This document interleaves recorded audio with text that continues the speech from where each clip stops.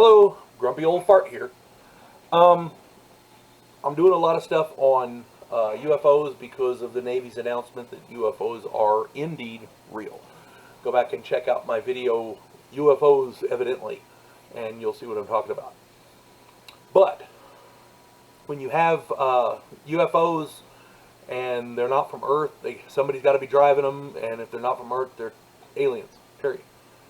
I mean, that's the elephant in the room. We're talking about aliens here, people. So,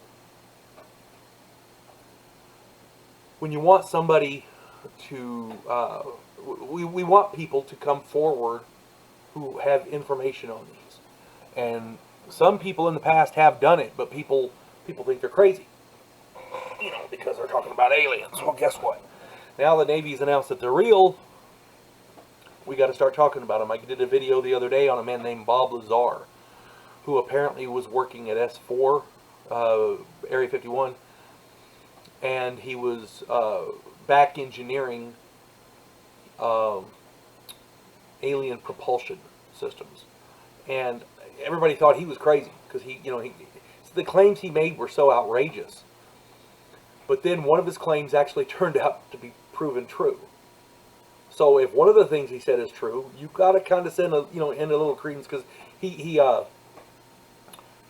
talked about an element that wasn't on our periodic table, and it had some very weird properties. The aliens apparently were using it for fuel. Well, now they've discovered that element, and it is now on our periodic table, element 115.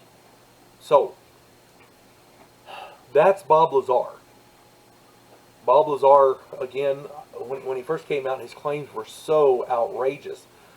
I thought he was a nutball. I really did.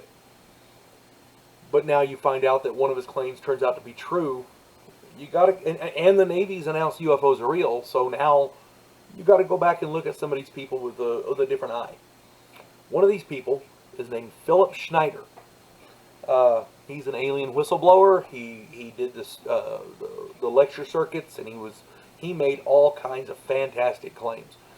According to him, he was a geologist hired to help build DUMBs, D-U-M-Bs, and that stands for Deep Underground Military Bases, DUMBs. And he also said that he helped with some sub-bases. So, according to him, he worked 17 years in black projects. And black projects are projects that are funded by other means. They're off the books. Nobody officially has any authority over them because they don't officially exist. Black projects. Okay. He apparently worked at Area 51, S4, and Los Alamos. Same as Bob Lazar. So, I don't know if this, again, I'm not saying any of this is true. But, this is some of the claims that he made. He claims to be one of only 3 survivors of the alien-human war at Dulce, New Mexico, and Los Alamos underground bases. Apparently, in this war, 66 government agents and workers died in August of 1979. Now, a little bit of background here. This is what he claimed. He claimed that there is a massive underground base in that area, and there were aliens stored down there, and there were other aliens helping us do scientific research on those other aliens. So more than one faction of alien was down there. Some were friendly, some were not, and evidently the ones that were not broke out, acquired weaponry somehow, probably took them, stole them, whatever. And there was a firefight in the base. According to Philip Schneider, a Delta Force member shoved him into an elevator or a stairwell or something to that effect, as I recall, and saved his life, and then that guy ended up dying. So, again, these are some fantastic claims. Okay? He claims that stealth aircraft and submarines, the stealth submarines and stealth aircraft we're seeing today, the outer shells and some of the machinery involved are, the technology there comes from alien technology and alien metals recovered over the years. Now that we've heard that before from other sources, so that's not anything new. But this is what he's claiming. Now, a lot of people think that the alien technology came from the crash in '47 in outside Roswell, New Mexico, Corona, New Mexico. This is what he's claiming. He claims that in 1909, the U.S. cavalry was chasing bandits down around Truth or Consequences, New Mexico. Truth or Consequences, New Mexico. I can't talk today.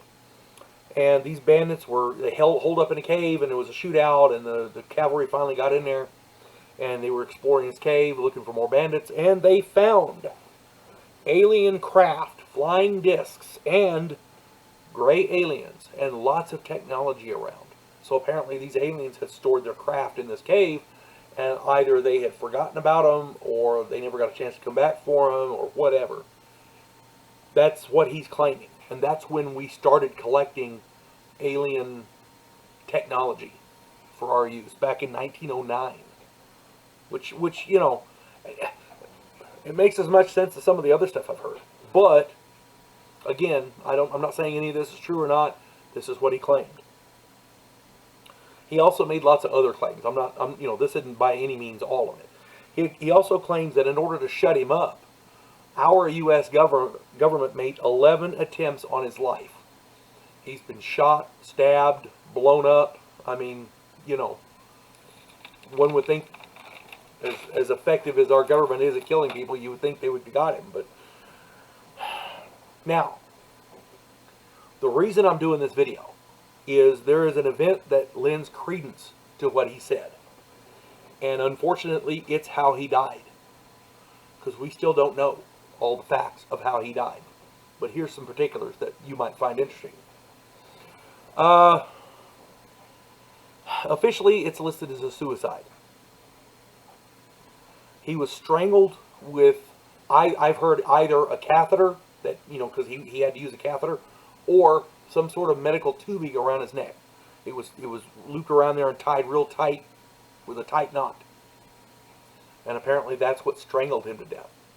And again, it's listed as a suicide. But here's the kicker. His hands, in these 11 attempts and in all of his career, his hands had been so badly damaged he couldn't tie a knot. Another funny aspect of this, and if you're in law enforcement, pay close attention. Leos at the scene, law enforcement officers at the scene, did not see the tubing around his neck. Nobody did. Until he made it to the coroner's office. The coroner is the one that found the tubing. On top of that, there was blood all around his apartment. Blood splatter, blood stains, that kind of thing. So, this guy who couldn't use his hands in a blood-stained apartment committed suicide by wrapping tubing around his neck and tying it off, and nobody noticed the tubing until it got to the coroner's office. Add to that the fact he's making all these incredible claims, and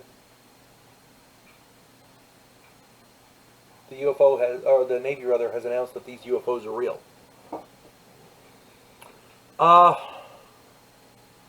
Again, I don't know if anything he says is true. We don't know.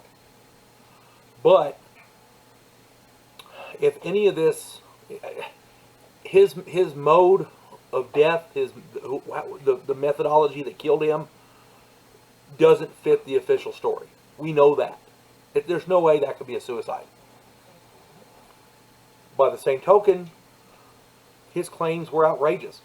I mean, he made some pretty outrageous claims. Let's call a skunk a skunk. So either he was telling the truth or he wasn't. I'll leave that up to you to decide. God bless one and all.